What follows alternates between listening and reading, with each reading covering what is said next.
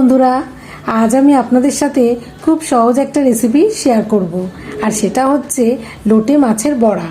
এই লোটে মাছের বড়াটা কিন্তু গরম ভাতের সাথে এবং ডালের সাথে অথবা স্ন্যাক্স হিসাবে খেতেও ভীষণই ভালো লাগে। আর এর জন্য লোটে মাছটাকে ছোট ছোট টুকরো করে কেটে ধুয়ে পরিষ্কার করে নিয়েছি। এখন এর মধ্যে দিচ্ছি স্বাদ মতো লবণ ও হাফ চামচ হলুদ গুঁড়ো। এবার লবণ আর হলুদটাকে মাছের গায়ে ভালো করে মাখিয়ে নেব। আমি এখানে 1 কাপ আতপ চাল আধ ঘন্টা আগে ভিজিয়ে রেখেছিলাম।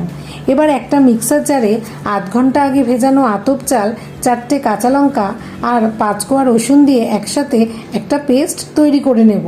তারপর এই পেস্টটাকে একটা বাটিতে ঢেলে এর মধ্যে স্বাদ মতো লবণ আর হাফ চামচ হলুদ গুঁড়ো দিয়ে ভালো করে ফেটিয়ে নেব। এখন ভাজার জন্য কড়াইয়ে দিয়ে দিচ্ছি বেশ অনেকটা পরিমাণে তেল। তারপর মাছের টুকরোটাকে চালের ব্যাটারের মধ্যে ডুবিয়ে গরম তেলে ছেড়ে দিচ্ছি ভাজার জন্য। আর এই রকমভাবে সব মাছের টুকরোগুলোকে আমি দিয়ে দিচ্ছি। একটু সময় নিয়ে বড়াগুলোকে লাল করে ভেজে নিতে হবে। একদিক আমার ভাজা হয়ে গেছে, এবার উল্টে দিচ্ছি অপর দিকটা ভাজার জন্য। আর দেখুন, মুচমুচে লোটে মাছের বড়াগুলো ভাজা হয়ে গেছে। এখন সব বড়াগুলোকে আমি একটা প্লেটে তুলে নিচ্ছি।